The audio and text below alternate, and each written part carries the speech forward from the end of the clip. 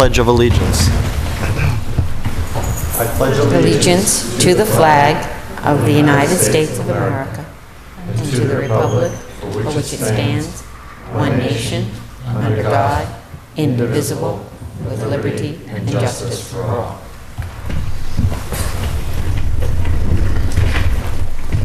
Good evening, everyone. I will begin tonight and ask the board if they have any public comment. I do.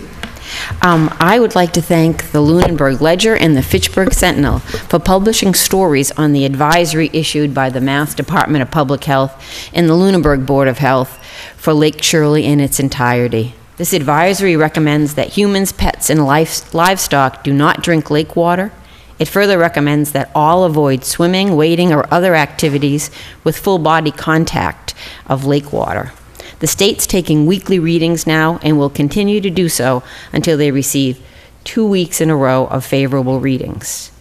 I'd like to thank the LSIC for posting this information on their website, and there is a big sign down by Keating's. I'm assuming the DPW did that, but I'm not sure. Luckily, here in Lunenburg, we have 3 lakes, and the other 2 are very healthy, and I look forward to Lake Shirley returning to good health soon. We got a notice today that the Stop the Pipeline Bolton Committee is holding a public information meeting on Thursday, September 11th from 7 to 9 at the First Parish at 673 Main Street in Bolton. Everyone's encouraged to attend who is looking for more information on this issue. If you have questions, you should reach out to the Bolton Gas Pipeline at comcast.net. Any other public comment from the board? Just a couple of announcements. I don't usually announce Zoning Board of Appeals public hearings, but this one may be of interest to people that 790 Mass Avenue, the Old Stone Farm liquor store, it is proposed and up for a special, it's submitted for a special permit to be a gasoline service station and convenience store with a drive-through window.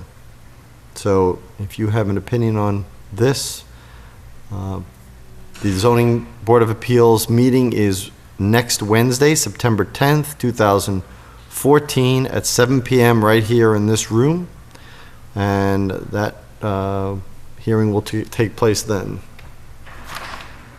I will announce that next week as well. And lastly, there is an event in Worcester this coming Sunday, September 7th, called the Worcester Revolution of 1774, that's going to commemorate events from September 6th, 1774, when 37 towns of Worcester County put an end to British rule outside of Boston without violence. And they are now pitching it as the actual beginning of the American Revolution. So they'll have it out with Concord and Lexington, I guess, at some point. but that will be taking place in Worcester at North Main Street in Worcester at 4 p.m. on September 7th to recreate the event. And it sounds like there's a lot of interesting history to learn there, so for anybody who's interested. Any public comment from, one other announcement. I just want to continue, announce, I have not announced, and I've been meaning to, and now I'm just remembering, that still through October, the local farmers market is still happening every Sunday from 10 to 1, I believe. So please come and support all the local farmers and anybody selling at that local event. It's certainly great to support and buy local food and eat local food. And I'm sorry I have not announced that further or more during the year, but I will, try to do that every week from now to the end of October. So now, any public comment from the public? Well, from the police chief. Chief, good evening. Jim Marino, police chief, resident of Hickory Hills as well. A couple things I want to talk about real quickly. I want to introduce our dog, our new canine. But before I do that, I'd like to thank the Lake Shirley Association and Shady Point for their assistance in helping fund the lake patrols this year on Lake Shirley.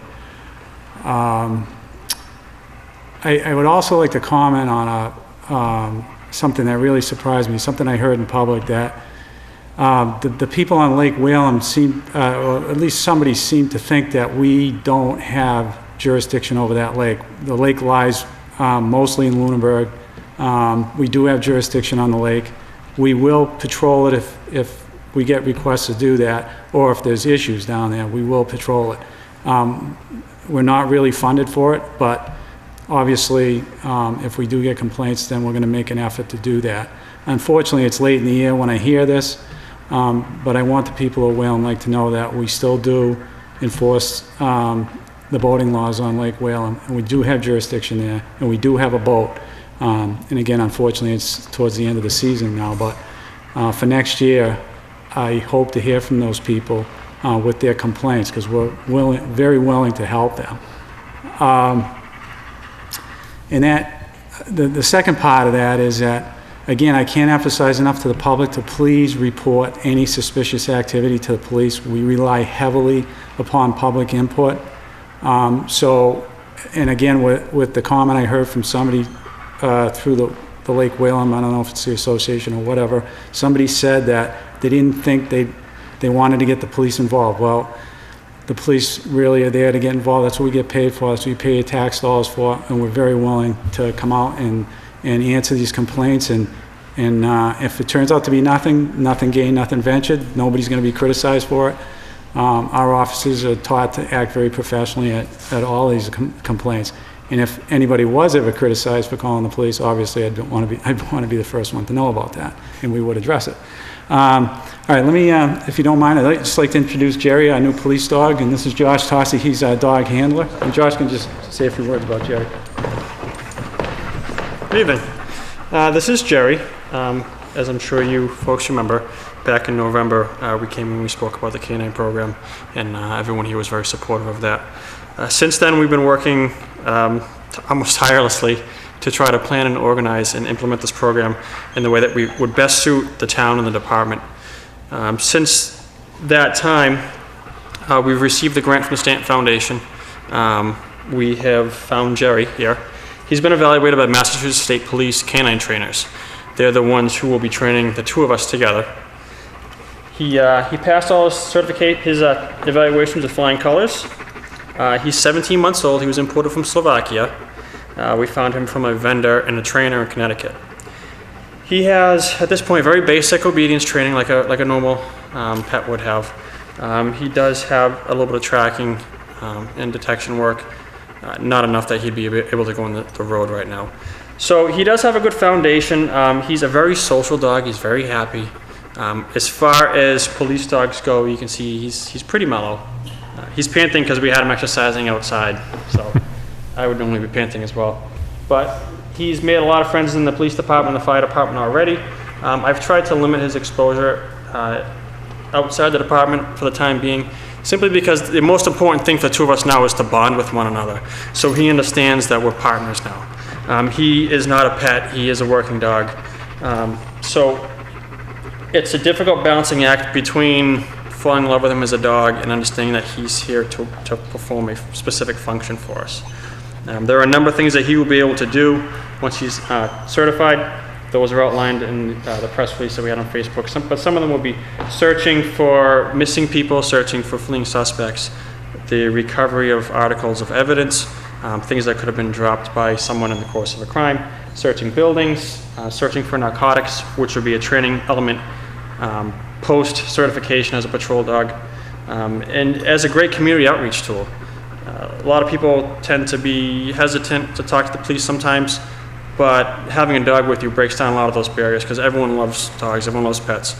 So it's a great way to get to interact with the community and build a relationship with people in the public. So I think he's going to do well. I think he's going to be a good fit for the town, and I have high hopes for him. When is the training? How long is the training, and when will he be a fully certified service dog? Right now, the troopers who are running the class still need to find dogs for themselves.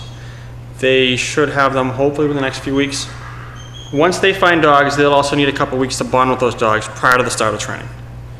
Once training begins, it should be at a minimum of 14 weeks. It could run a little while longer depending upon the pace that the dogs and the handlers pick it up at. So tentatively, I'd say the end of the year, beginning of next year, he'll be trained and certified in tracking and apprehension. Any other questions? Where does he stay? He stays with me. He stays with me 24/7.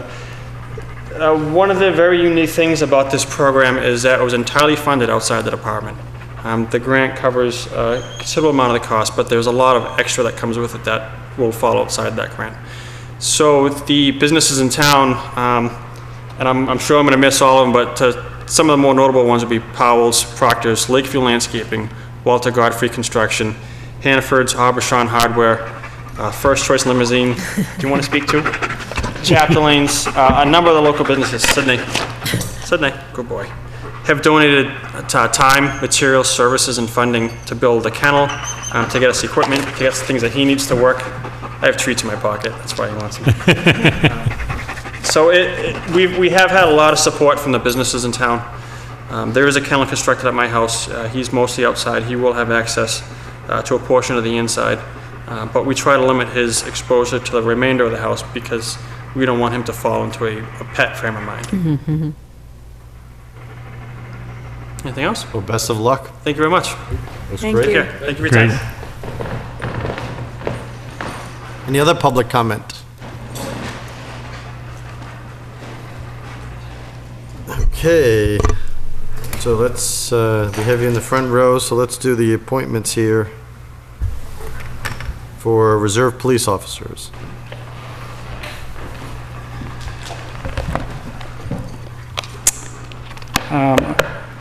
I'd like to introduce the two individuals for appointment to Reserve Police Officer, Vernon P. Bove, Jacob LaChance. Jake LaChance. And let me talk about Jake first. Jake has a Bachelor of Science degree in Criminal Justice from Fitchburg State University. He's been working as an intern with the police department for a short time. He was an auxiliary police officer with the Pepperell Police Department, and he currently works as a traffic maintenance person with the Gardner Highway Department. He's also a coach with the Lunenburg High School football team. Vern came back to us. He actually worked for us before, and then in the 90s, and he's somebody I always wanted back. He's a very hard worker. He only left because he was trying to raise a family. And they're all grown up now, and now he wants to come back and be a police officer again. He's I guess you'd call him the operations manager at Baker Cadillac.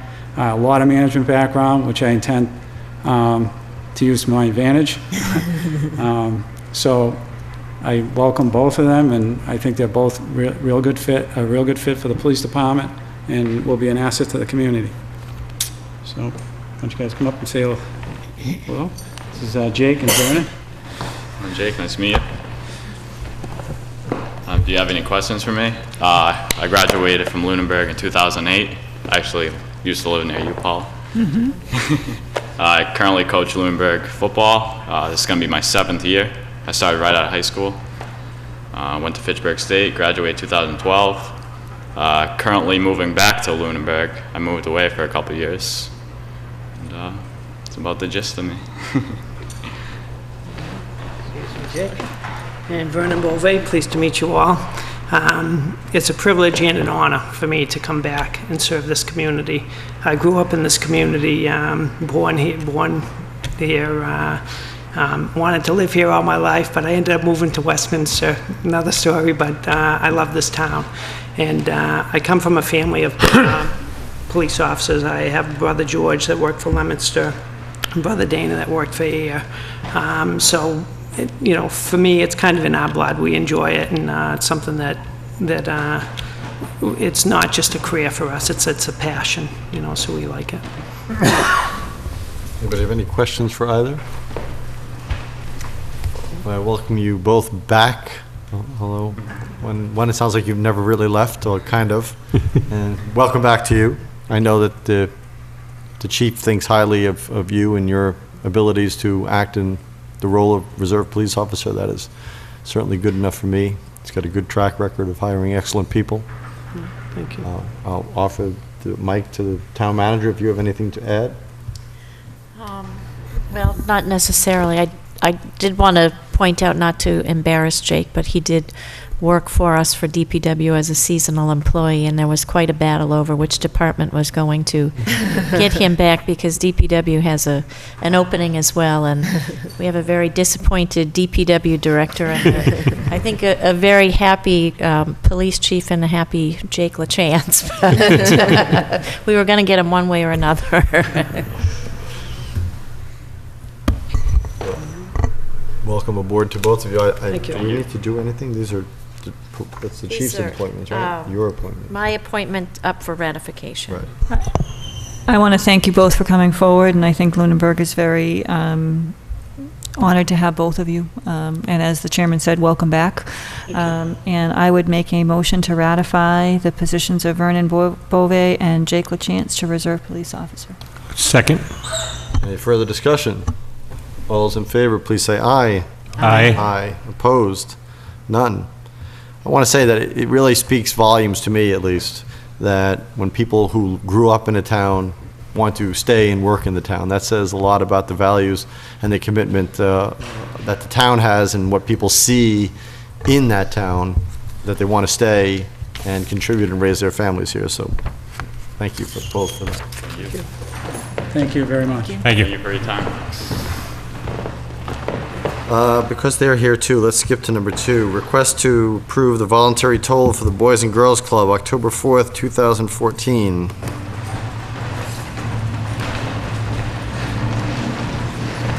Hello, Greetings. I'm Marcy Foreman from the Boys and Girls Club in Lunenburg, and we're here to request to be able to do a voluntary toll as a fundraiser October 4th, the intersection here in the center of town and the intersection over by Whalum at the CVS Electric Ave. Not sure what that cross street is. Road. In Whalum Road. Right. What times? 9 to noon.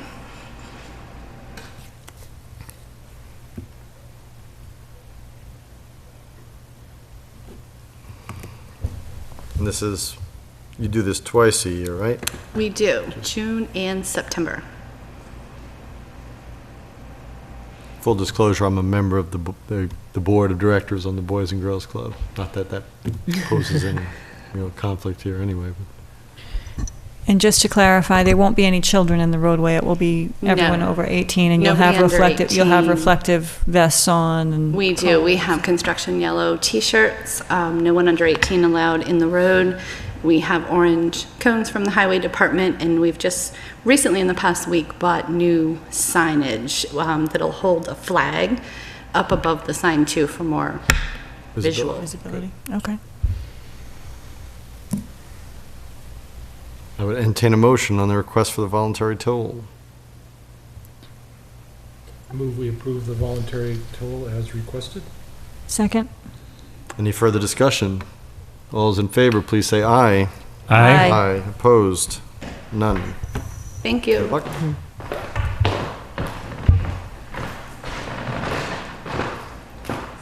Okay. Do you know who?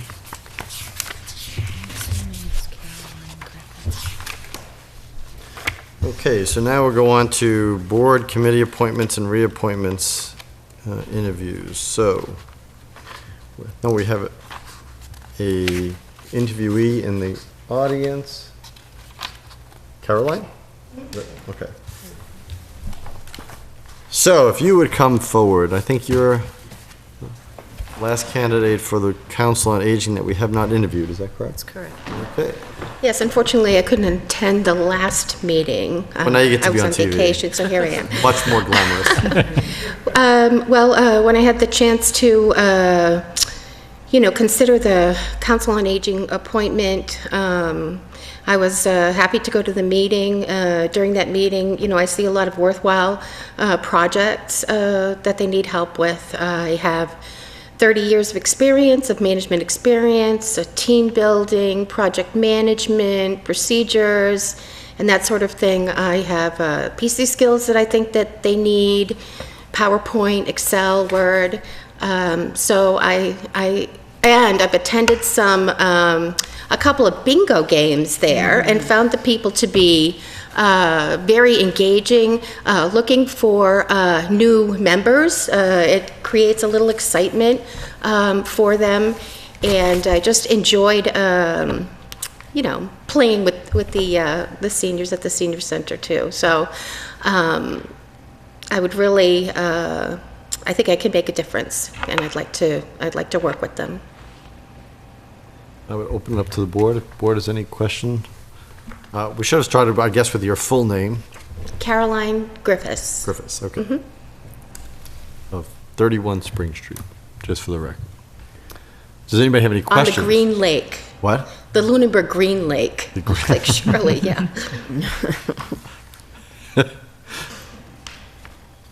No one. Well, on behalf of the board, I want to thank you for coming forward. There are several vacancies on the Council on Aging that I'm going, as I'm reading. 4 and 5 candidates. 4 vacancies. Perfect. So, 4 vacancies, 5 candidates. Oh. So is there anything else you would be interested in serving on? We've asked other candidates that as well, or is Council on Aging your I'm primary part interest? of the Cultural Council now. Okay. Okay. But, they only meet a couple times a year. I was originally looking for something, to spend a little more time working for the town, and so that's why I'd like to join. Thank you. Any intro? I'm just going to pitch something here. Because my cohorts would not be happy if I didn't in their presence. So, any interest in the Finance Committee, which has 3 vacancies? Really? Yes. Well, I've spent a lot of time budgeting and, verifying information and rebudgeting and, borrowing money, moving it here and there. So I could actually, I may actually be able to help with that. I don't know what it entails, but I You could ask these 3 Finance Committee members over there. Yes, I know some of the people in town government. Ray Beal, Tobias. Because 2 things are true. First of all, it's never a good position for the board to be in when there's one more person as an interviewee than there are positions. Yes. Because we don't want to turn people away. And it's important for us to try to just ask, even off the cuff, if somebody's interested in other things, because there are, maybe the person hadn't thought about it or they didn't really consider another board. But if it is something that you're maybe interested in, it is a very important committee as well. And there are openings on that we are trying to fill before budget season. Yes, I've actually watched some of your budget meetings on the with great interest, the of tube. course. Well, yes, it was kind of interesting, the process, because I hadn't seen it before. So, and I found some similarities between the kind of things you guys do and what we ended up doing and responding to and so forth in private sector too. So you could consider me for both. I hadn't thought about the Finance Committee, but I do have a lot of experience with budgeting and. And you're adept with numbers and obviously if you've had that kind of experience. Yes. No, that's excellent. So you could consider me for both. The good thing about the Finance Committee is that they deal with all the different town boards and committees throughout the budget process, so that would give you exposure to the other committees as well as the Finance Committee. That would be great, because that's why I'm looking for some networking opportunities, use my time in a valuable way. So. Okay, that's a different screening committee, but we will put your name down because it sounds like from your background and from what I'm hearing here, I think you may be a very good fit for there. So. Okay. Great. All right. How can I find more about the Finance Committee online or?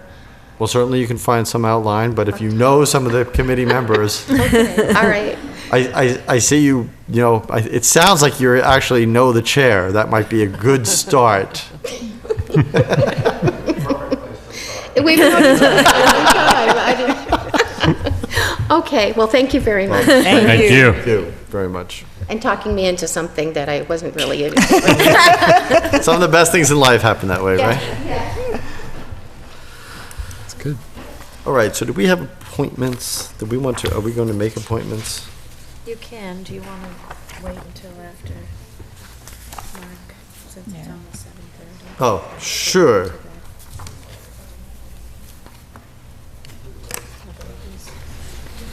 He's selling it. Okay. Do you want it to sell? Yes. Okay. So, I did put together another memo today to give you a most recent update on where we are with board and committee appointments. Conservation Commission, I mentioned that you have Mark Murphy, who's a current member, who submitted his request for reappointment. You wanted to bring him in, and I believe bring the other two candidates in as well. I'm going to try to schedule that for next week. Council on Aging, there are 4 vacancies. And as previously mentioned, there are 5 candidates who are interested for appointment. You've interviewed all of them as of this evening. Historical Commission, Damon McQuaid is not seeking reappointment, and we don't have any talent bank forms on file for the Historical Commission. Public Access, and I should mention that I've incorporated in here people who were up for reappointment and the status of their reappointment request. So there was one member who was, whose term was up and is not interested in seeking reappointment, and there are 3 other vacancies, so a total of 4 vacancies on Public Access Cable Committee, and right now there are only 3 talent bank forms on file for Public Access, and I wanted to point out that one of the 4 listed 4 committees that he was interested in, and Public Access was number 4. Second on the list was Finance Committee. We do have 3 openings on Finance Committee. And Finance Committee is one of the committees that you can't serve on any other committee. So I know you're anxious to have people appointed to PAC, and I'm anxious to have people appointed to the Finance Committee as well, as are my friends out in the audience here. And then Registrar of Voters, Karen Kemp, was her term was up, and she has sent in a request for reappointment form as well. I thought once we got through this and saw what we had left, then we can bring in some of the other people and maybe try to do some selling on some other committees if their first choice is not available. If we can, if you could email the moderator, if you have not already done that, to convene the Finance Committee Screening Committee, that would be helpful, and then we can get the gentleman who you say is interested in a second choice, and then Ms. Griffiths, who we just talked to, would be great. I can do that. So if anybody's listening tonight, there is still an opening for the Finance Committee. Well, there are 3 openings officially. So please, we're looking for people who are interested in serving in a budget-oriented capacity. And you don't necessarily have to have prior budgeting experience. It's obviously helpful, but you have to be interested in numbers and be able to be good with numbers and listen to how budgets are put together. Having served on that committee myself for several years before coming to this board, it is a very, very hard-working committee, and it serves a great purpose, and it's very rewarding. I mean, it really is eye-opening how the finances of the town work. So if you are interested, please submit a talent bank form for that. And of course, we would want to round out the public access cable committee. And again, anybody who's interested in driving policies and where that's taking us, it has been put to such good use already in the 12, 15 years that it has been in town. And now's a good opportunity to take the next step. We have the additional channel for several years. We'd like to get programming. We'd like to get policies on how people can put public access programming on. We've already started some, and that's been excellent. So it is a good opportunity for people to get involved in helping guide and shape the public access channels. So if you're interested in that, please submit a talent bank form at the town clerk's office, or you can get them online, fill them out online, and bring them in. 7:31, I talked a little bit too long. So, at 7:30, have a meeting with the Chair of the Finance Committee, Mr. Mark Erickson, and he's going to review financial policies. And after this review, we'll so wow people that we will get a flood of talent bank forms from this presentation alone. Especially since you did all the hard work. That would be great. As Tom said, I'm Mark Erickson. I live on Peninsula Drive, and I'm Chair of the Finance Committee. And I'm here to present to you a summary of the work that we've been doing over the last year or so to formally document our financial policies for the town. I'd like to give you a little bit of background, talk to you about the process that we followed, summarize the end result of our work, and then answer any questions that you may have. So in terms of background, during our budget process in the spring of 2013, some of our newer members observed that it would be helpful to have a written record of our financial policies. We had some policies that were generally known, like keeping 5% of our budget in stabilization, but none of these policies were documented or formalized. We decided to wait until after annual town meeting to start the process. May turned into June, June turned into July, and by the time we got started, we actually had 2 additional new members. And one of those new members, John Henshaw, volunteered to take the lead. I'm not sure John knew what he was getting himself into, but he worked tirelessly to do research and support our effort. He extracted many relevant definitions from Mass General Law. He also searched the internet and found some useful examples of some other towns in their financial policies, such as Littleton and Oxford. He documented our many discussions and debates and coordinated our many revisions. And in short, John did a tremendous job. And thank you, John. He's here with us tonight. On to the process. Aided by John's research, we outlined 4 areas to work on and took them on one by one. We looked at the stabilization fund and general reserve account. We looked at free cash. We looked at capital expenditures, and we looked at regular borrowing and the debt burden. And it took many meetings to discuss each of these areas. It also took many months because not every meeting that we had room on the agenda to talk about our financial policy. It was a long process, but ultimately we feel that we've come to a good outcome. The town manager was present for many of our discussions, but when we were satisfied that we had consensus among all the committee members, we asked her for a formal review. Not only did she review our draft, but she also reviewed it with bond counsel and the town accountant, and we were able to incorporate their feedback into our final draft. Finally, at our meeting on August 21st, we voted to recommend to you that you approve and adopt these policies as written. So now I stand before you tonight to try and summarize those policies and take any questions that you may have. For a stabilization fund and the general reserve account is the first area that we looked at. And some of this is not new. The 5% of the omnibus budget, at least 5% of the omnibus budget should be in the aggregate of all stabilization accounts or stabilization funds. We can have stabilization funds for any purpose that we choose. We happen to have 2 stabilization funds. There's a general fund, and then there's a designated fund for infrastructure improvements associated with the Tri-Town project.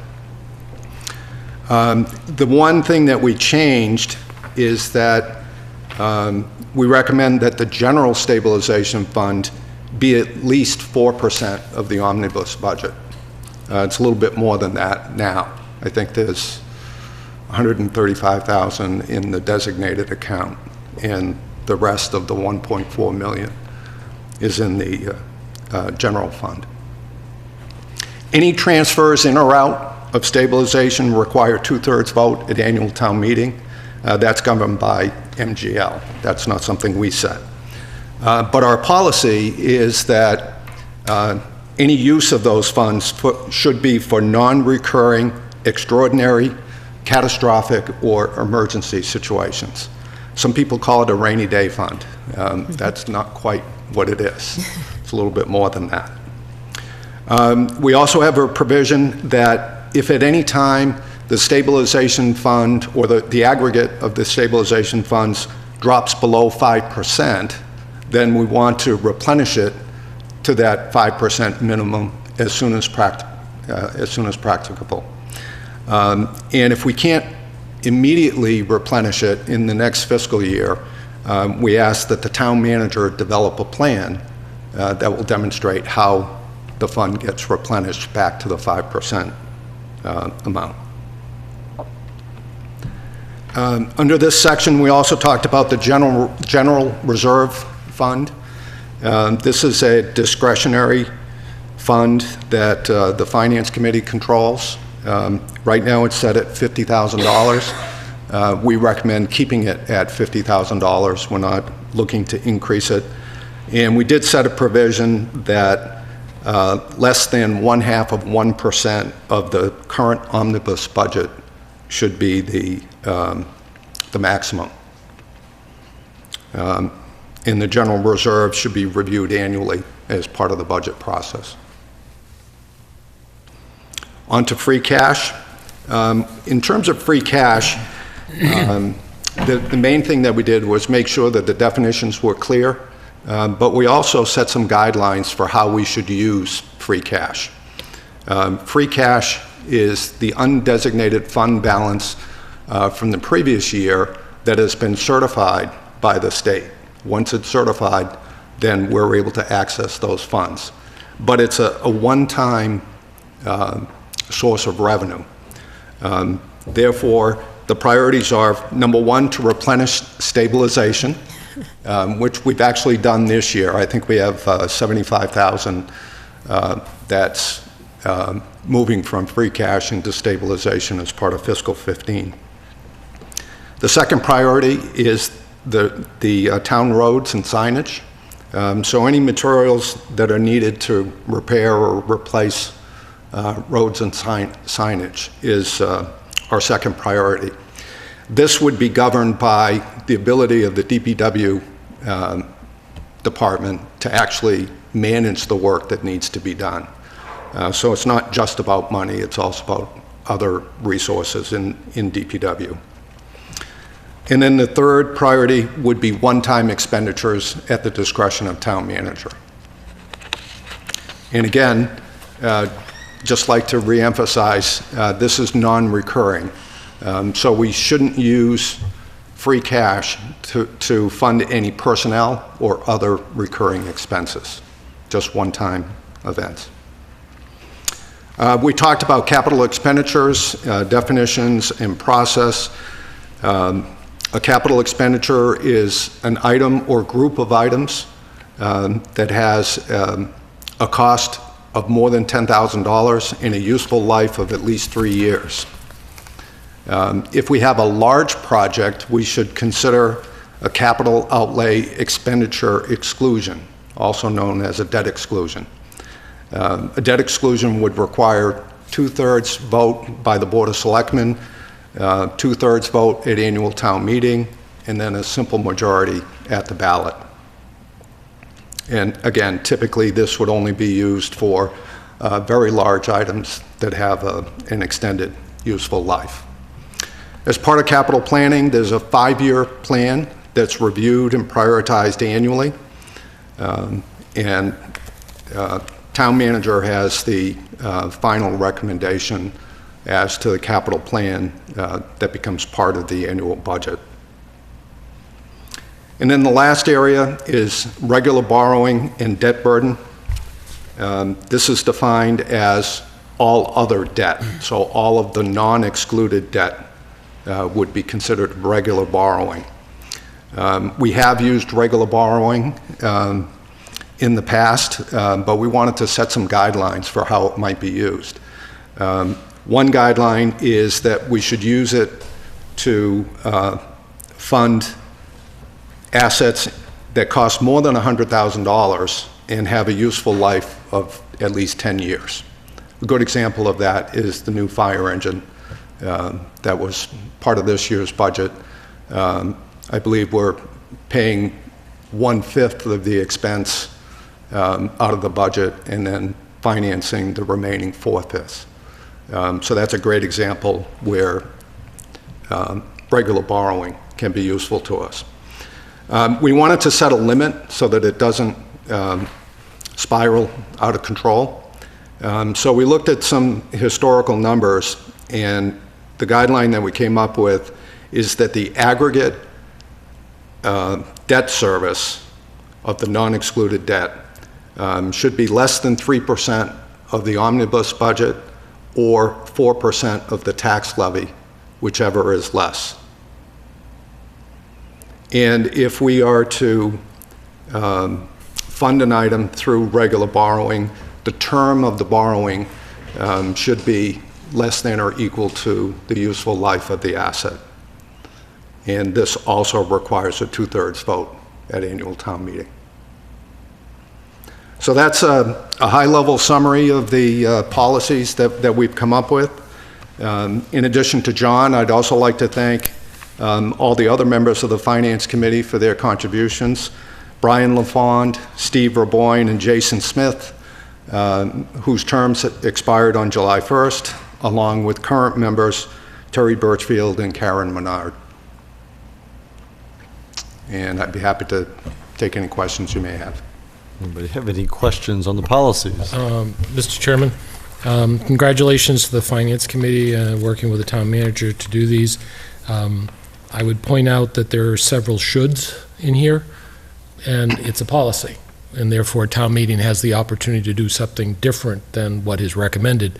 But what I like about it is, and I'm hoping that we as a board will review this and adopt this as well, is that when we go to town meeting, if somebody proposes something that's contrary to this, that we would expect the Finance Committee and the Selectmen to recommend against then, unless it's an extraordinary situation, but even that's addressed through this process. So, you know, at one time we borrowed for police cruisers, which were good for 3 years, and that's not a good use. We've gotten into the fiscal habit of paying as we go and only borrowing when we need to. I really appreciate that. My only comment generally on this is I know that the charter provides for a capital plan on 5-year period.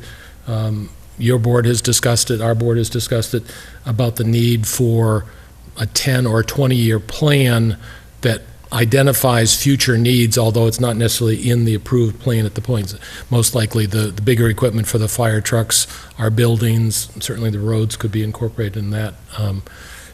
The charter does talk about 5 years. I'm not necessarily thinking that this needs to change on the policy, but perhaps we could come up with some language of that there should be an outlook of the 10 or 20-year period so that at least you'll have that on the horizon. But congratulations. I think all of these policies are very reasonable. I think that would go with the bond rating process if it's adopted by the Finance Committee and the Selectmen, would go a long way, again, of our fiscal health. Right. If I may? Please. We had considerable debate about should and shall, and we were very careful to use should in certain places and shall in other places. So the Select Board may not necessarily agree with our use of should and shall, but I can tell you that that we talked about that, and we were very particular about which word we used in different sections. I would add, and while I think it's great that you parse them that way, and I think that's always good, especially in town government, I would just reflect back that it's policy, it's not a bylaw. So the difference between should or shall and a policy is certainly a world away from should or shall and a bylaw. I mean, there is a marked difference. I mean, policies are guidelines and not actual laws that you have to follow. However, that being said, the fact that you did determine which one to use in cases certainly indicates a little more forceful nature of the policy, where you where you and your committee felt that it should be. So that's appreciated, because there are some things that are just a little more loose, and there's some things that are really much more finite and much more important in their scope. So, thank you. A great example of that is in replenishing the stabilization fund. We said that we should replenish it as quickly as possible, but the town manager shall come up with a plan. Remember that. And town meeting should follow it. Any other questions? I would just like to comment that I read it all over this afternoon, and it was very readable. You know, it makes a lot of sense and is easy for the layperson to understand, and I think that's really magical. And there wasn't a misplaced comma or a misspelled word, and you know, that was my life, correcting things. So it's a beautiful document. John really was is. very diligent. Thank you. Mr. Toll. Mr. Chairman, I sit as the liaison from the selectmen to the finance committee, and I watched some excellent committee and staff work putting this together. I particularly commend John for the process, but the whole finance committee did an excellent job, and I certainly would like to move that we adopt and approve the financial policies recommended by the finance committee. And I would second that with many thanks to the Finance Committee and to John for all their hard work. I want to just comment. I do have a question before we do that. So, but first I want to comment. The thing that I loved about this document is two things. First of all, the idea of bringing this into a policy written format has been talked about for a long time. Thank you for you and your committee to making it a reality, because that is, I mean, sometimes between the thought and the action, there's an ocean. So thank you for doing that. Number two is, it's really solid. I'll comment on something that Mrs. Luck said, and that is its readability. First of all, it's really self-contained, and you contain the definitions. You have a glossary in the back, and there's no part of this where you're losing yourself in awkward sentences. And you know, the Finance Committee gets involved with really technical things. And it would be so easy to write it so that at the end, people who weren't on the Finance Committee or didn't do town budgeting would be like, I have no idea what was just said. So I think to her word, I think it's really concise. I think John's background in you know, teaching, as is yours, the fact that it was clean, well formatted, everything about it. I mean, I really can't say enough things about it. With that being said, I do have one question. And it's always been, and this has just been a sticking point for me for a long, long time. It always seems to me that $10,000 is a pretty low threshold, but at this point with a $30+ million budget, that would be enough for it to constitute a capital item. And I always ask where, you know, what was the debate? I wasn't at that meeting, but what was the debate around what that number should be? Yeah. We drew some of our experience from the private sector, and it's not unusual to have an even lower threshold in a $100 million corporation to have a limit of 5,000, as an example. I worked for a $1 billion company that had a limit of 10,000. So that was part of the debate, drawing from the private sector. I don't know how long it's been 10,000. Okay. That was the gist of it. I have two comments. I think with the capital projects section of the policy specifically, I think the committee was looking to document what's happening now as much as talk about what should happen. So I think that's what's happening now. And I think there could be some discussion about that, should it be higher or lower. But the second is, we have departments that have such small budgets, and people really key in on the percent increase from one year to another, that if you have, like the Council on Aging, for instance, has a, you know, $100 and something thousand budget, and they want to replace all of their kitchen equipment, and that's $10,000. So people just key in on that percent increase and don't really drill any deeper, and it's sort of unfair to that department to stand out like a sore thumb, I guess. And even with the police department, it's, you know, it's a much larger budget, but any increase from year to year just stands out. And so I think that's why we call it out separate, because it is it's a non-recurring expense. But again, I think the other thing, and I remember, talking to John specifically, we talked a lot about just documenting what's happening.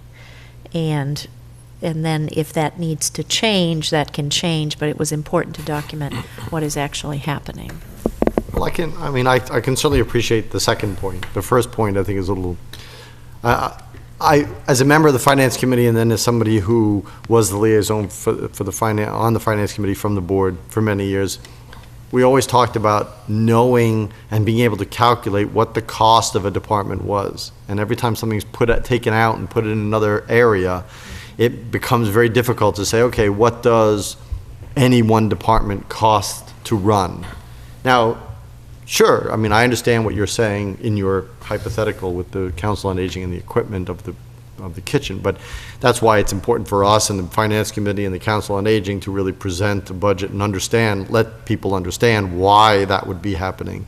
But over long term, to me, police cruisers really should be part of the police budget, not part of capital planning, because they get them basically every year. Anyway, it's one of my pet peeves. If that's the only one, I think we're fine. But I think it's a wonderful document. I want to thank John and Terry for being here tonight, and the whole committee for doing what I think is a first-rate job. So.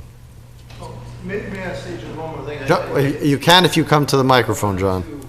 At least tell the committee. But you have to wait till you come to the microphone. Please. Well, excuse me, Mark. But one of the things it's not in the document, but we envision that every year, sometime between the time we reconvene as a newly constituted committee and the budget process, we actually revisit this. You had it right, Tom.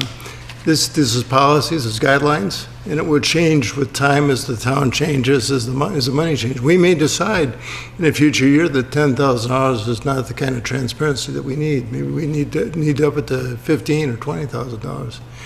But that's got to be sort of an ad hoc. At least I envision it. We haven't really talked that much about it.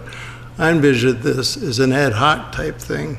When we meet together, it also gives Carrie, the town manager, feedback. Say, this policy isn't working because we do want to defer a lot to her ad hoc day-to-day decision-making. Perfect. Thanks. Thanks, John. Thanks, John. Any further comment? We have one more comment. Yep. I'm supporting this. Just be prepared for some town meeting where somebody makes an attempt to appropriate free cash to supplement a budget, and at that point I would be voting against it because I would be in support of this policy. That's sort of what has happened in the past, raiding different funds or taking money from the capital budget to do something else. So I think this is a good guidance. Hope that, assuming that we do adopt this, that this goes up on the website, is shared with people, because I think will help educate the voter at town meeting and help that discussion process. That, in fact, is our intent. We had two audiences that we were targeting. One is the average citizen for annual town meeting, and the other is any new members that join the Finance Committee. It's one thing to have the institutional knowledge. It's another to be able to share it in written form. I agree. Okay, so we have a motion that's been seconded. Any further discussion?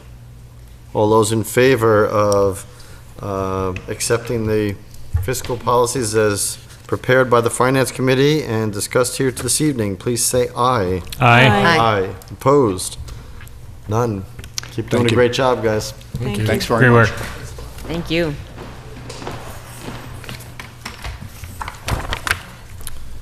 Okay. Request to increase ambulance fees is continued. We can, yes.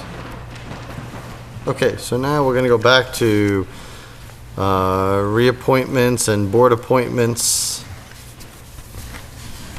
Actually, I guess this is the last part of that. There's a lot of semicolons in that. Make board and committee appointments. Wanted to catch everything. So I think what is ready to be acted upon this evening would be appointments to the Council on Aging.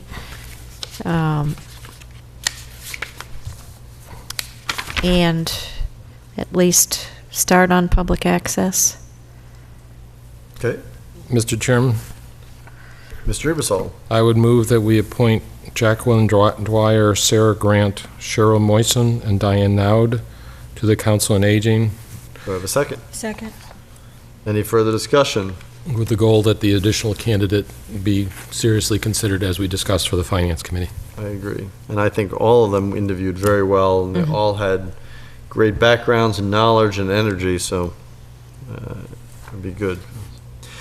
All those in favor of those 4 appointments to the Council on Aging, please say aye. Aye. Aye. Opposed? None. On the public access, you were confirming that the 2 candidates we interviewed were still interested? Jeffrey Bajako is interested, and I'm still waiting to hear back from Steve Walker. Well, let's appoint them, and if he decides, I mean, we can't be any worse Right, off than we are now. Right. So, Mr. Chairman, I just have a question, and it could be a clarifying question, and maybe the town manager can help me. But when we reviewed public access, geez, I guess it's 6 to 8 months ago, there was some question on whether the committee was all gonna go away and resign, or whether they were not, and we were very concerned with having a quorum issue, and in fact, the board, with my abstention, recommended to town meeting that we change the charter or the bylaw, and it was approved at town meeting. Right.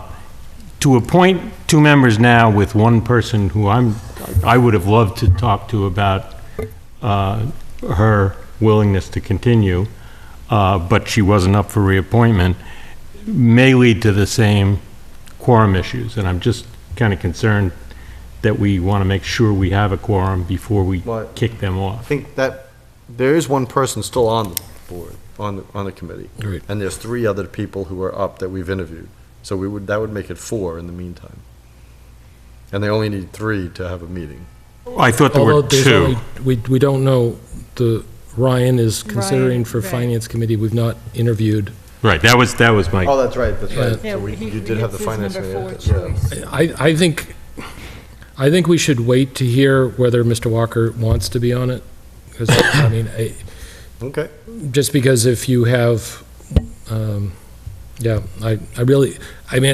thought that both of them would be interested to do it. We didn't get to ask them whether they were consumers of the service, whether they were Comcast customers or not. That was one question we didn't get to ask. But I would say if we really want to make sure that those other candidates are there, and I would echo your pitch to get people onto the PAC. Yep. It's not to actually do the camera work, but to actually do the policy and oversight of what the programming is supposed to do.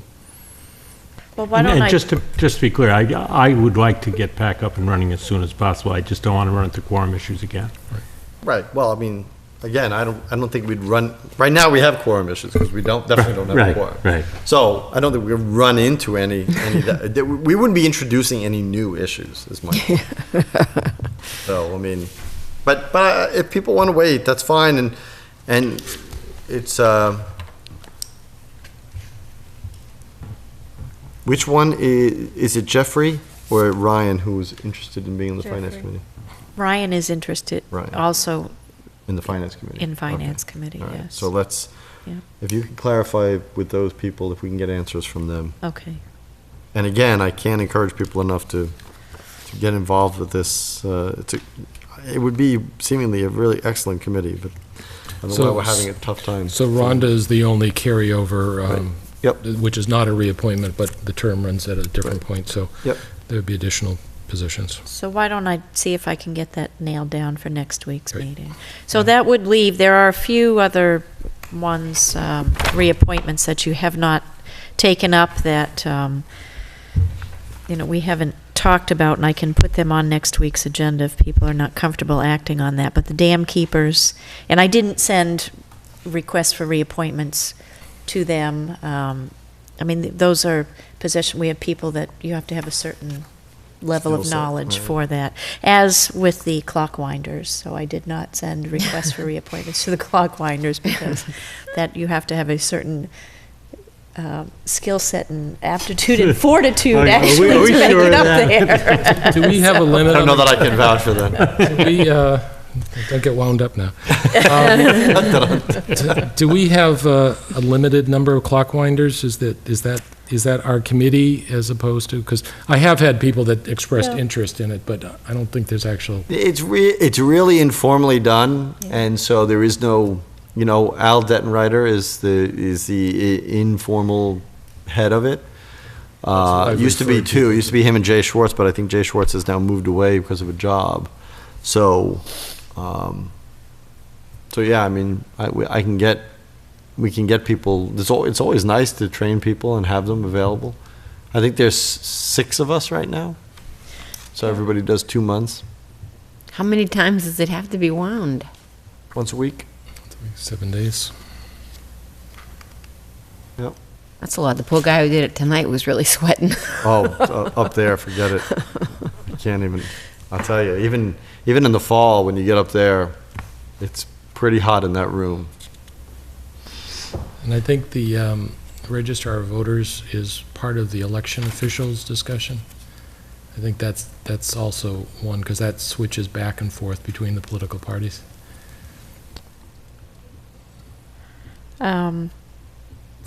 Which is the warden, the assistant warden, registrar of voters, and I think there was one other one. Yeah, didn't we did those earlier in the year. No, we did Well, it those last are, year. they're actually August, they're called out for August appointments, but I'd have to go back and look. I didn't Well, we're think it was supposed to get the. submitted lists from. Yeah, and we have to do that process too. I didn't think the registrar of voters was included. I thought it was all of those other I positions. think it is, but I'm not entirely Yeah, sure. but I mean, we could Yeah. take that up next week as well. Okay, so let's go through this list. So Conservation Commission, we're going to go through the interviews next week. Yes. If we can.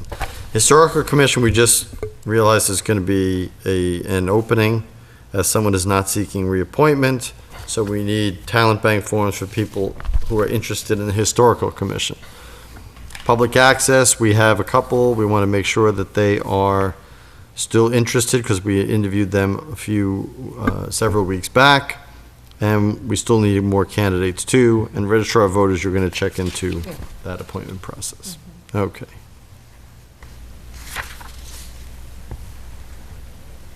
Okay. Request vote of support to increase MART service in Lunenburg. I believe that this is you're going to be talking to this, Mrs. Yes, Luck? I am. Okay. In July, I became the MART representative, and so right away I spoke with Doreen Noble to find out what the transportation needs of her constituents were, what was on their wish list, what would they most like. And she indicated that continuing the bus is a bus that goes from the center of Fitchburg to Walmart. And she said if that could continue to the town center, that would be most excellent.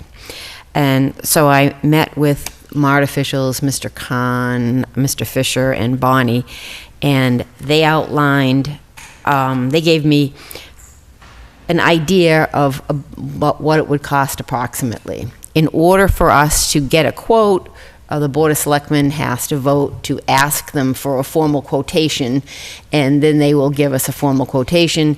And if we go along with that, the MART is meeting in October, and they would vote on that. And Mr. Karn said it's seldom that they would vote against anything. So if we are interested, we may be able to have an answer by October. And what an interesting thing that the people at MART brought to my attention was that we are charged about $66,000 through the transportation fund, and $33,000 of that goes to MART. Now we're already paying to MART, but there's another $32,000 or so that we pay to the MBTA. And Mass Law, the Massachusetts Bay Transportation Authority, in Chapter 161A, Section 9, states that A community that's a member of a regional transit authority shall have 100% of the amount assessed for the operation of such an RTA credited against its share of the assessment, so that we can essentially move the money that we're paying to the MBTA over to MART. And if we keep our expenses with MART under that 33,000 or so, it shouldn't cost us any extra money.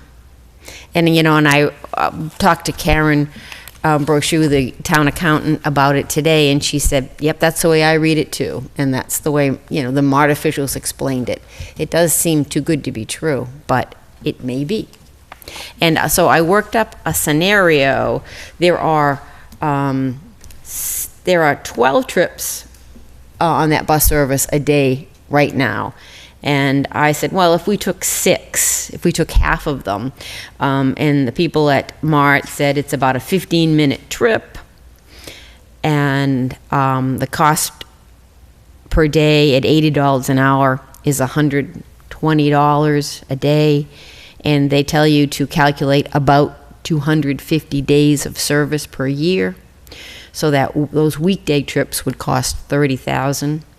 And if we wanted a couple of Saturday trips, they have 8 on Saturday, but let's say we just took 2 for the purposes of discussion, that would cost us another $2,000. So that service would be $32,000 a year, and we're now paying 30 in the FY 2014 Transportation Authority budget. We're paying MBTA $32,028.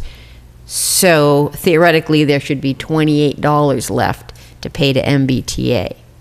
Now, Mohammed said he thought it would actually be less than that $80 because of grants you can get and whatnot, but I wanted to make it the highest number for the purposes of our discussion and not try to lowball it at all. And I only picked those number of trips and things just to kind of make it fit the scenario. I guess I'm confused. You say there are 12, and if we took 6, what does if we took 6 mean? If we took 6 trips out of the 12. Mohammed said we wouldn't have to take every trip. You know, but what does it mean to take a trip, I guess? 12 times a day the bus goes from Fitchburg to Walmart, and we could say, we only want to have 6 of those trips go to Lunenburg. For the center. We don't have to, the center. Oh, I get So we don't have to sign up. In addition, 12 trips that could be extended to Lunenburg. Fine, I'm sorry. And she is calculating if we just extended 6 of them. Fine. Every other one, something like that. And there's 8 trips on Saturday. What if we just picked 2? They seemed very flexible with that. Now, one of the things that I'd like to bring up, you touch on it a little bit in your write-up, is that there's a corridor 3/4 of a mile wide on either side of the route where disabled people residing in that corridor can get services connected to the bus route because they can't get to the bus, and there's an additional charge for the service. Now, we were approached by, we got 2 email submissions from people in town requesting service because they are disabled and unable to drive on their own, but they have jobs and it's very difficult for them to keep or get to their jobs because there's no public service. I would recommend that through the town manager and with you coordinating as our MART representative, that we contact them and see if this helps them. Mm-hmm. Because if maybe it will, and that would be great.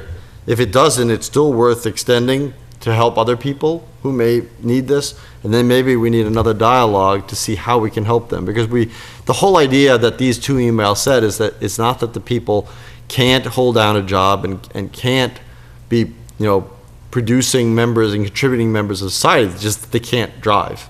And that's detrimental to getting to work. And so we want to work with them, and I responded back when they did answer saying that we would be taking this up. So I would encourage you and through the town manager to contact them and see if this helps, and if not, how we can help. Yeah, because we can always spend less on this if we need more money for something else. Right. It would be nice to spend about 32,000. I mean, I want to be able to, just bouncing off of what our last speaker was talking about policies. I like to establish a policy. I don't want to go and hand pick who gets service and who doesn't. I mean, it'd be nice if we could offer it to everybody, but I want to address a policy that how people can come and potentially we can get service so they can, stay in the homes that they want to live in. And maybe it's not possible, but maybe it is in a lot of cases. And we need to differentiate what we can do and how we can do it. Mm-hmm. Yeah, I would agree wholeheartedly with the chairman. I want to thank you for doing this. When we received the request, it was something I had talked to Bonnie at MART about, and she said, you need to identify what it is you're looking for, and I think this is the starting step to that. Mm-hmm. But I think if we can look into, I believe the two individuals who contacted us were looking specifically for transportation to public transportation.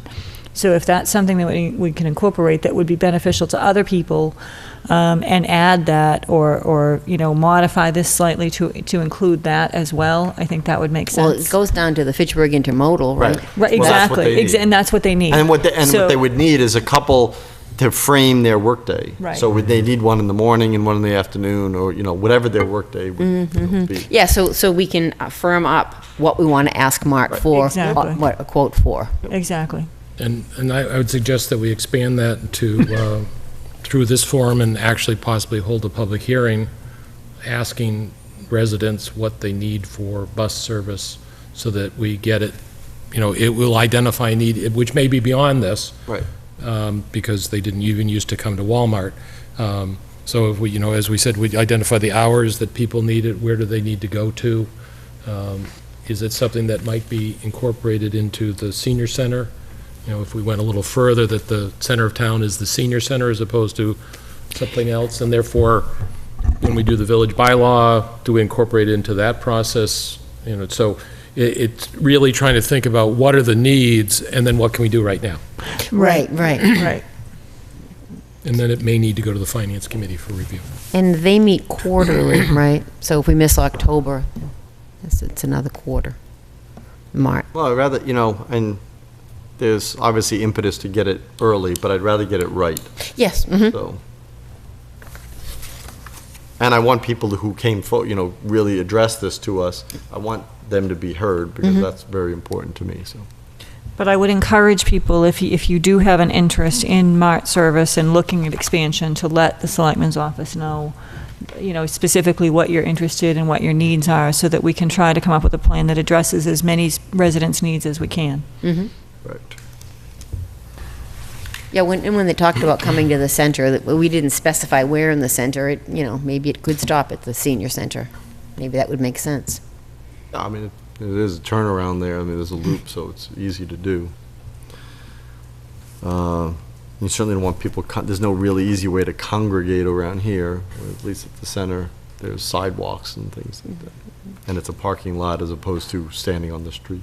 And the more articulate our request for quote is, right, the better information we'll get. So I don't know if we can do this quote of support, but I mean, I don't know if that's going to help you now. No, because we really have more work to do, right? Right, that's what I'm saying, okay. But I think it's a great start. I agree with Mrs. Bertram. I think this is excellent work, so thank you. Okay, minutes. The ones you just sent around? Yeah. Okay, I had a chance to read them.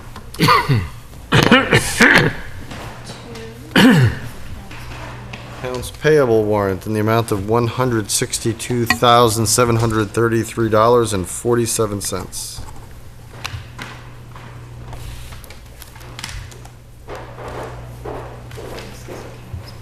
And another accounts payable in the amount of $319,148.50. For those interested in knowing, the second accounts payable is basically because of the middle school, high school building project.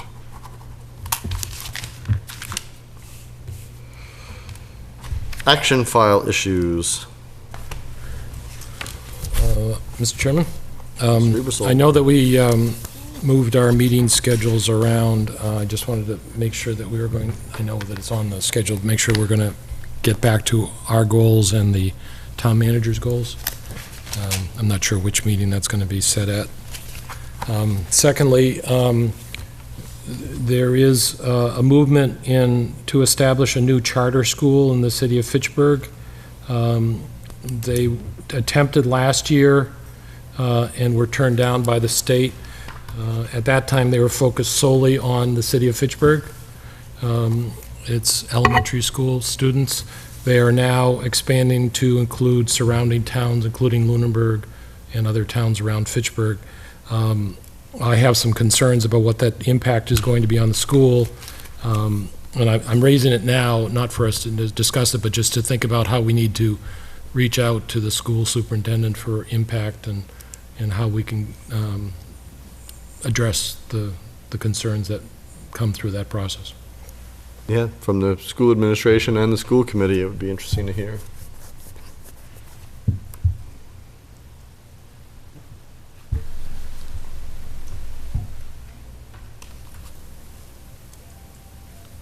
Not as too much a blanket statement. I still don't understand the whole idea of charter schools that pits public money against public money to educate the same students. I don't understand what the benefit is in that, and no one has ever provided an explanation that really sounded logical and well-founded, so. Not trying to speak for it, but part of it is to have competition to try to improve schools. That's what I've heard has been the stated goal, has been the poorer performing communities. And there are certain processes that not necessarily work against that. So I share your concern.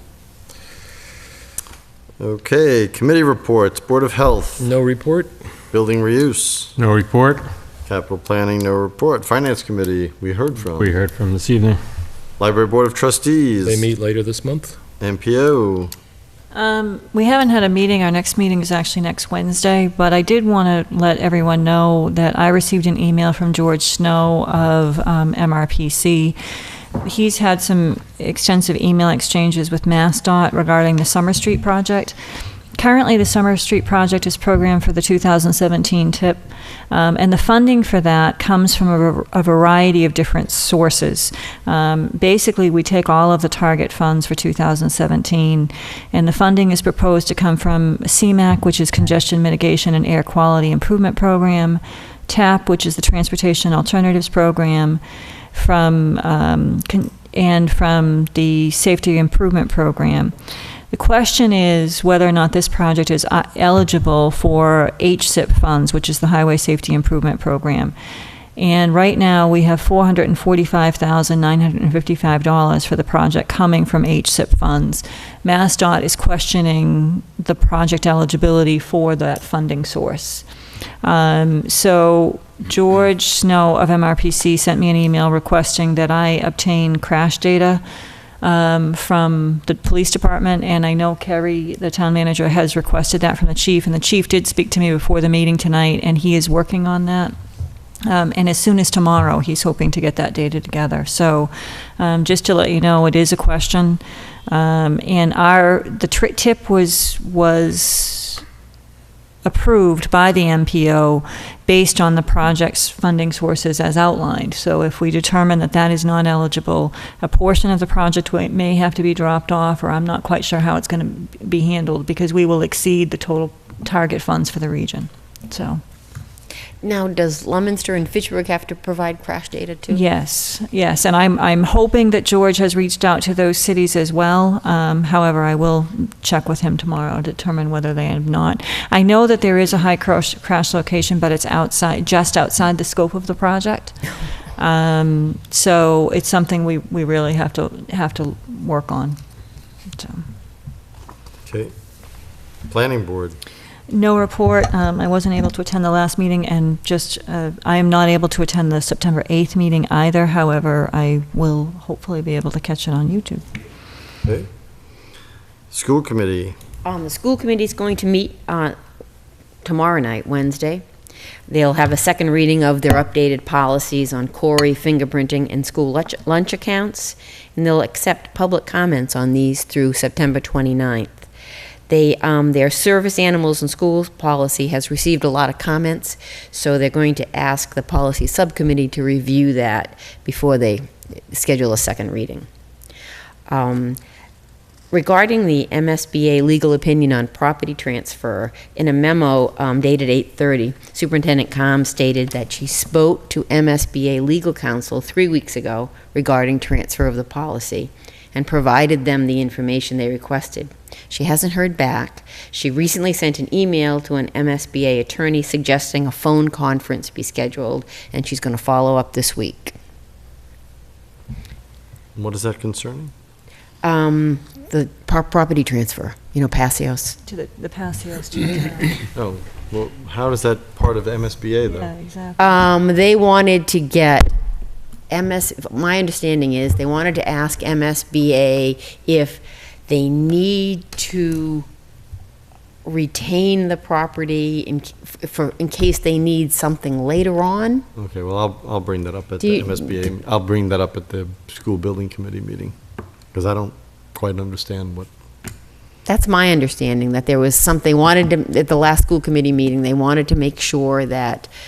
That did come up when, I'm sorry. No, it's That okay. did come up when when the building reuse requested the lines be drawn. There was a question by the chair of the school committee that, was there any minimum requirement for I'll try to get the it clear. campus? I would appreciate it, yeah. Okay. That it for school committee? Yeah, and just that there's going to be that meeting of abutters and others That's on not the school landscaping. That's not the school committee. That's my, you can't take my thunder. Okay, Otherwise, I have nothing to announce. The school building committee, yeah. There is an abutters meeting this Thursday, September 4th, at 6:30 PM at Passios Cafeteria. So it is saying it's abutters, but really it's anybody who is interested. It's going to be focusing largely, if not solely, on the landscaping, which was a point of discussion at the last abutters meeting, or the first one at that. So if anybody's interested in attending, obviously the construction goes on at the site. There are weekly updates, two-week agendas that are going on into the paper and on the websites for the school and the school building project itself, so that you can follow what will be happening. Obviously, they're leveling the playing fields, and in the construction site, they're putting the fencing and clearing things over there, so. I think it's at 6. Yeah, I think so. Well, according to the last agenda on the school building committee, it said 6:30 unless they changed it, which I didn't hear. I mean, that's what I have. Okay. That's, Yeah, on the email, it says 6 PM. okay, so there you go. So Check before. my own committee is, that's my own committee agenda. So 6 o'clock. Now, if you get there early, I'm sure there'll be stuff to drink, so. And hopefully it'll be not as hot as tonight. So 6 o'clock at the Passios Cafeteria. Sewer Commission. Sewer Commission is continuing to work on their policies, implementing them. Implementation of the intermunicipal agreement with Fitchburg, most specifically the inflow and infiltration where excess water gets into the pipe and we have to pay extra for it. And to address that, they're continuing to do inspections, reviewing the pipes, some pumps that are illegally connected. They're also focusing on grease trap cleaning because that affects the maintenance of the pumps, and they're still working with limited compliance to that policy. That's it. Excellent. Town manager reports. I have one heads up that I want to provide you, and I think we'll have it on next week's agenda, but it's relative to the municipal electric aggregation program. We are in a contract now through November 30th with a rate of 7.7 cents per kilowatt hour, which is lower than the basic service rate for Unitil.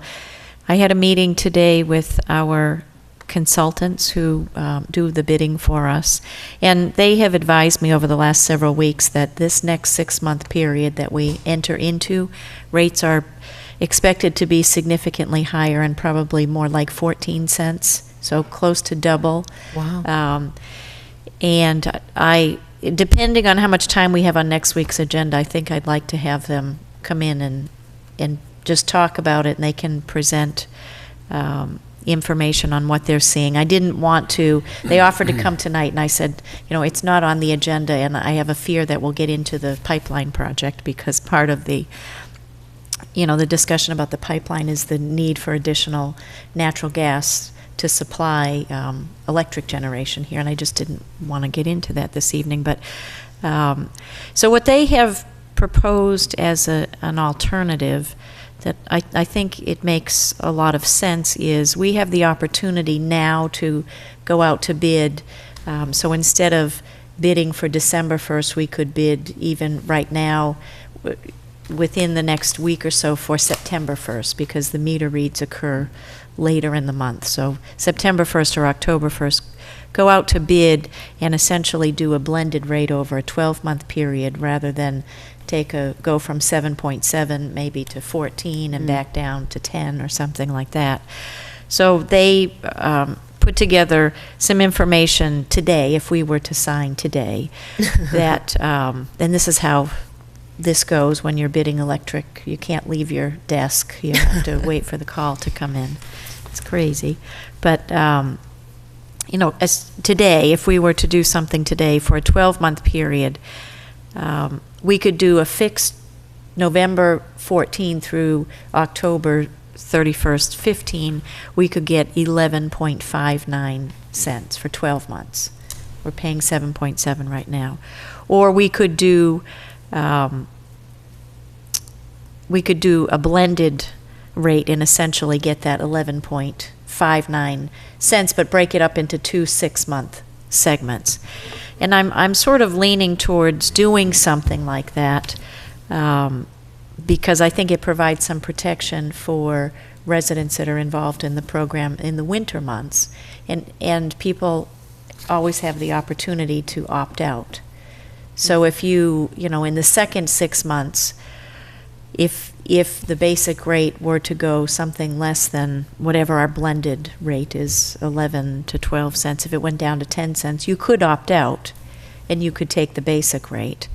I did ask, what's that 2 cents per kilowatt hour? What does that mean? And they said probably $15 a month for the average consumer. So it's not insignificant. But the difficulty is we would be giving up that 7.7 cents right now to hedge against something double in the future. So something to think about. I'm going to put this in a nice format and send it out to you, but if anybody has any comments, I'd be happy to How long have we hear had the those. current rate of 7 point whatever cents? This is a 6-month rate. We've done So in 6 or months, 12. in 6 months, the rates will double? Yes. And this is attributed to, Well, what they will say is the demand for supply over the winter. And they're projecting a bad winter. okay? And did the rate go up a lot to the 7.7 from the prior year? It felt like using about the same amount of kilowatts. My bill went up quite a bit. We had a 6-month period where we were at about 5.9. Okay. But I think this is the second jump since then.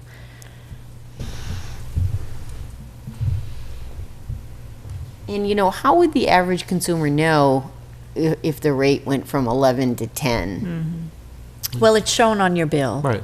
You'd see On it every your monthly bill. Yeah. It's just, it puts the onus on the, the ratepayer to.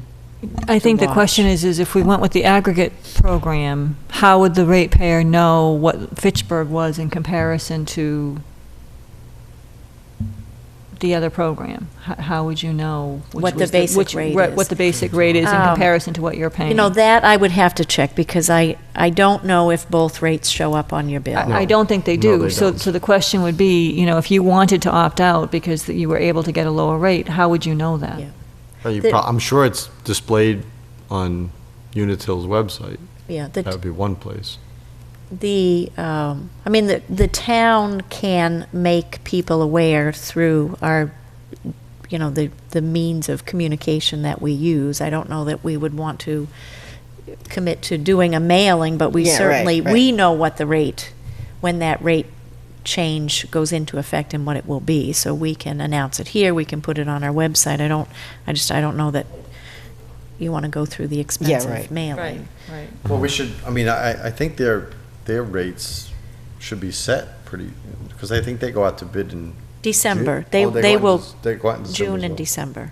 Yeah. Yeah, so people would have to make a decision if we did October. Well, if we went out to bid, when would we put it out for the consumers as what the rate is?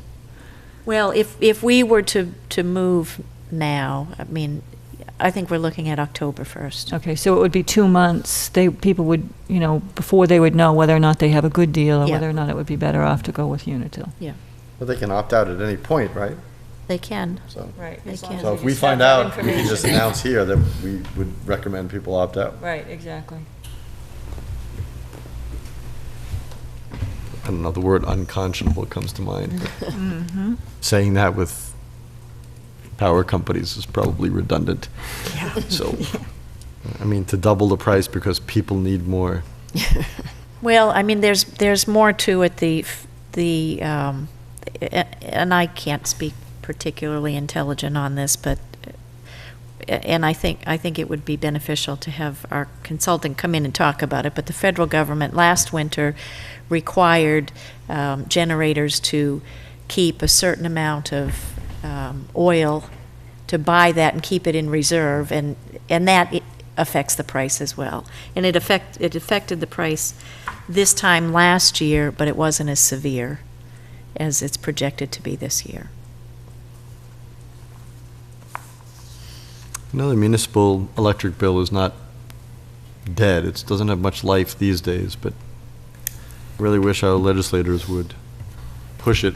Not ours personally, because they are all for it in our district. So our legislative delegation is for it. But I wish it was get pushed harder, because it would really be nice to know that there are choices that the town could be doing. When we spoke with the land use director positions last Tuesday, and somebody talked about in their town how they built a whole infrastructure. The town built the sewer infrastructure and a treatment plant for $8 million. Well, I don't know what it would cost to put a municipal electric company together, but, to fend off these kind of wild variations, it really would be worth it in large run. Although this does have to do with generation, and unless you're generating your own, I don't know, you'd still be free from that.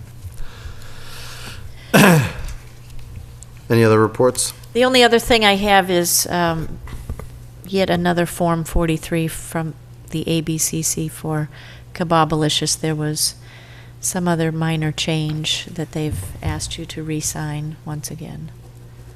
Third Is this time's their a charm. Is this their full one with cordial now? Yes, it Okay. is.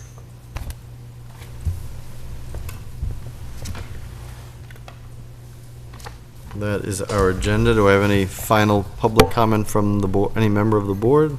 I just want to go back to the question regarding the school committee has, and the question they have before the MSBA. I just have to say, I'm truly baffled. I do a lot of work in other municipalities that have built new schools, Hadley, South Hadley, Rehoboth, Rowley, and they all have reallocated schools to other uses, most of them municipal buildings. So, because they've built new schools, they've repurposed those buildings. And they're for town entities, so they're no longer associated with the school department. So I'm truly baffled why it's such a question in Lunenburg, because when we went forward with the school, it was very clear to me, as both a member of this board and as a voting member of Lunenburg, that the intent was that property would be surplus and sold as revenue to help offset the cost, and I'm really concerned at how long this is taking. The question of the property line, the question of the parking, which came up during our meeting, which was not televised last week, but I'm very concerned that we are not moving forward. The planning board is hard at work on a village district bylaw, and a big part of that is determining what the boundaries of that village district are going to be. And without having an idea of what property is truly going to be surplus by the school department and what property is going to be retained, our hands are tied. And I'm very, very frustrated with the inability to get an answer on what the boundary is going to be, what the parking is going to be, and whether or not that property is truly going to be surplus. I will bring that to the committee. It sounds like there's a question about what the MSBA is requiring, and I don't know exactly what that is, so I can't speak to it. I will ask. I will ask on Thursday, actually, at that meeting. I'll ask some of the members aside in our OPM and find out where we are with that question. Any other public comment from the board? Public comment from the public? I will entertain a motion. A motion to adjourn? Do I have a second? Second? All those in favor, please say aye. Aye. Aye. Opposed? No. We will see you all next Tuesday night. Thank you and good night. Do you realize that you literally said that they will level?